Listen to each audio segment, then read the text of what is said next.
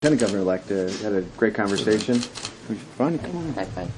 No, you need to be in front. Trust me, we know better. We have had a good discussion, a good opportunity to talk about the holiday plans, office moving. Oh no, there's policy stuff about there. No, we had a great conversation. We're singularly focused on rebuilding Minnesota's economy, making us more competitive, making it a better place to do business, a more competitive place, not just with our bordering states, but all across the country. So we're going to start with the things we agree on, and I think we found a lot of good agreement in there today.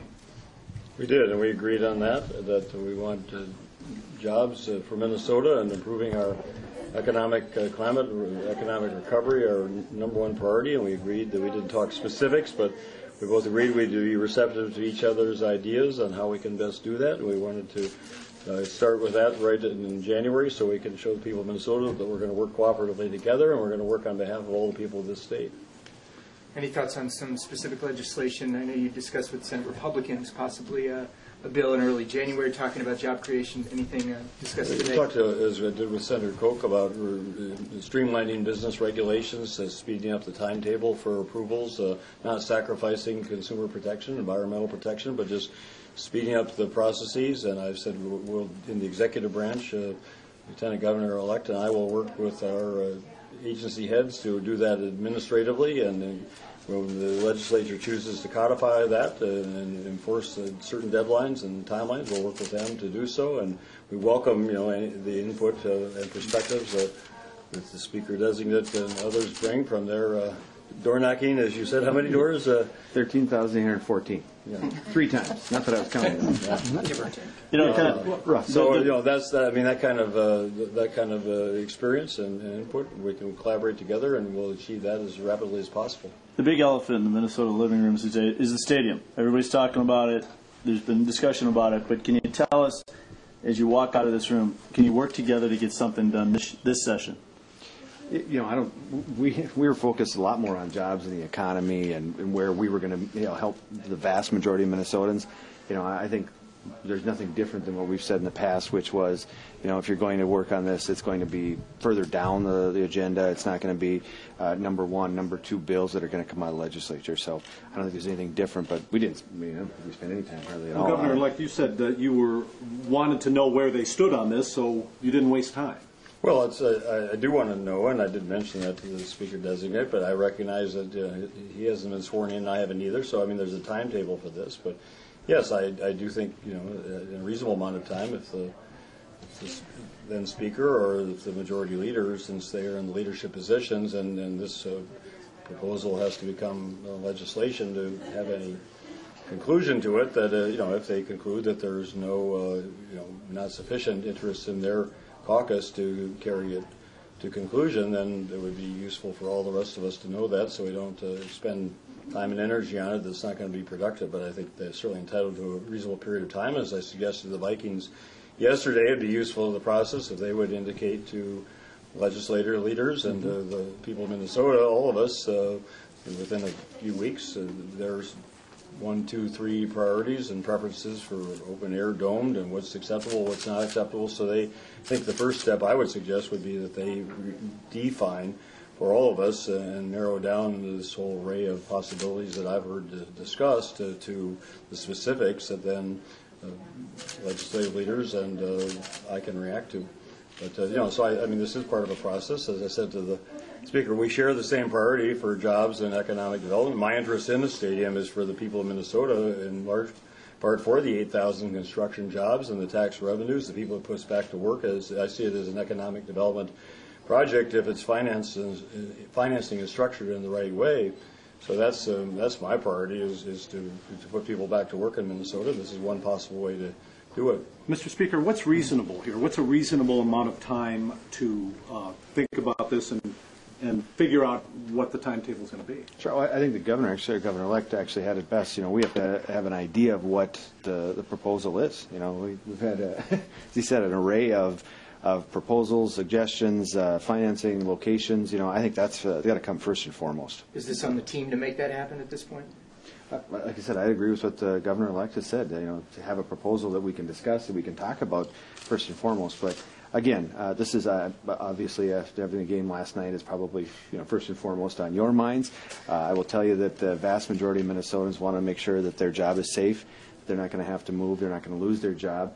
Or as a business owner, that they can expand in Minnesota. So that's going to be our focus. And these things will come with time, but first and foremost is getting people back to work and then making sure that those job providers are here in their state feel comfortable with the fact that they want to expand here. And that's that's going to help a lot of the budget situation we have, but it's also going to help Minnesotans when we look at the expanding and not just competing with the Dakotas or Iowa or Wisconsin, but Texas and North Carolina and Indiana for those good, high-paying jobs. On the blood sport of politics, did you all talk about redistricting at all, too? No, it didn't come up.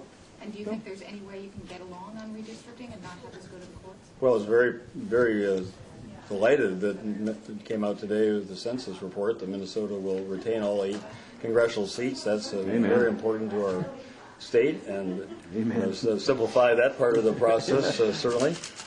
But no, it did not enter into discussion, but we have assured bipartisanship in the process between the legislative leaders and myself. So I certainly would want to make our best effort to have it be done fairly and in a way that Minnesotans can ensure that they're going to be best served. That's the whole point of this, is to have boundaries and borders and districts that will enable their elected representatives and state senators to best serve their interests. Would it be a failure if it did go to the courts? It would not be a failure. It would be the inevitable result of the just inability to come to an agreement. That's the way it's been resolved the last 3 decades. So I'd say we would be surpassing the historical average if we can get it done successfully ourselves. I think that it is important to say that the process needs to be open, the map needs to be fair, and we're going to be looking for the legislature to come to an agreement that the governor can sign.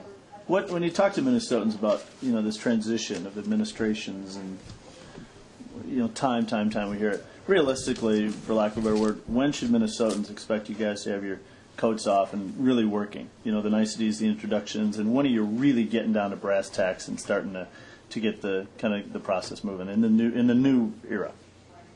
Well, from what the speaker's designate said, his coat's been off since the day after the election, and my coat's been off since that, certainly in terms of transition, since the election was resolved. This is our first opportunity to meet, but from what he described, they've been working very hard.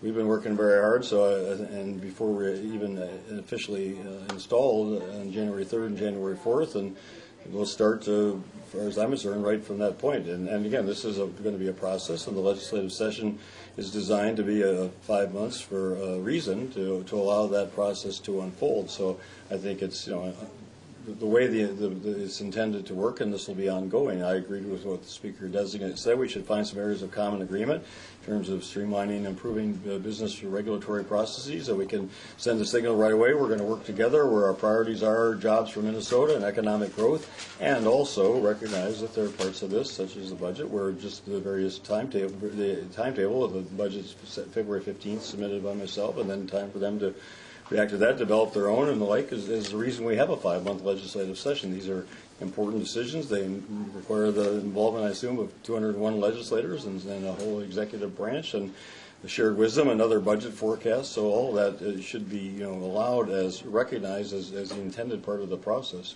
Have you guys resolved to be doing this more often in these face-to-face conversations, or is it see you in May after you leave here?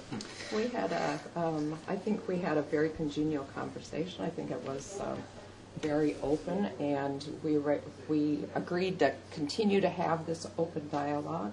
We want to work on the things that we can together, and we recognize we'll have some differences, but I think you guys are going to have some really slow media days for a while, because we've agreed that we're going to try to move forward with the people's business and work together in a collaborative. In that vein, can you imagine regular meetings, though? I intend to offer regular meetings with the Speaker and with the Majority Leader, and Lieutenant Governor and myself, I certainly will offer the residents as a location. The only problem I foresee is the speaker can't bring his 95-pound dog to interact with my 2 German Shepherds. Black Labs and German Shepherds together. But we'll get along much better than the dogs might. When you were watching, one more question about the game. When you were watching the game last night, they kept showing images of the Metrodome and what's happened with that, and kept talking about how the stadium issue is unresolved. That headline in the Pioneer Press today said, "What a mess." I mean, when you were watching this game, did you think, boy, this is a mess, we need to deal with this, or not at all? I mean, it doesn't change my view that the position of the team is that they're not going to sign another lease with the Metrodome, whether it remained inflated or not, and that this is a matter that needs to be resolved by the end of this legislative session. And no one issued any threats or warnings yesterday, but I mean, my own view as an observer of this has been that at that point, the team will have other options. There are other cities that are interested in having an NFL team, and that's just the reality that we all have to deal with. I've said in the past, when you run for office, you deal with rhetoric. When you serve in office, you deal with reality. And so all of us are going to be challenged, whether it's the budget, whether it's the Vikings, whether it's a array of other issues, to deal with the reality of the situations that they present themselves. They might not be the realities that we would wish for, but that's going to be incumbent on us. That's the challenge of leadership, is to rise to the occasions and make decisions that we believe are in the best interests of the future of Minnesota. Mr. Speaker, do you agree? We gotta get going. Mr. Speaker, do you agree stadium this session? I just want to get back to Bob's question. I didn't get a chance to ask you, Bob, to talk about getting to work. I want to agree with Governor-elect about that. The voters of Minnesota sent a clear message that it's about jobs and the economy. Who gets credit, who does it, who doesn't do it, I don't think is really in their, what they would call top 2-tier issues, but it's about making sure that their jobs are safe, that they can expand here, and that we get the work done. And I think that's part of our conversation, with not only with from Matt and I's perspective, but the Governor-elect and Lieutenant Governor-elect. One thing we absolutely agreed on, and it will be an open-door policy between the two of us. We exchange cell phone numbers, all that kind of stuff, so that we could have an absolutely great working relationship. But the voters should expect us not only to get to work right away, but it's incumbent upon us.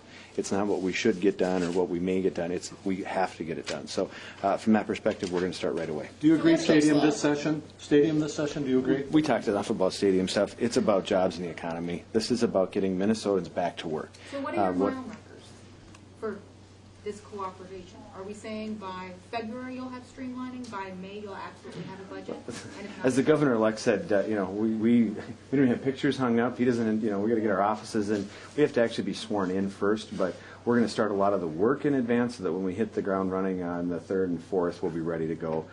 But to be real presumptive that we're going to pass legislation the first day of session, I think it's maybe a little bit fast, but we are going to be working in January, absolutely. And speaking of the Vikings, I've got to go because I'm doing a fundraiser with Adrian Peterson, and if I don't show up, my sons will never forgive me. So thank you very much. Thank you. Thank you. Look forward to working with you. Thank you. Look forward to working with you. Thank you. Thanks. Thank you for coming. We opened this.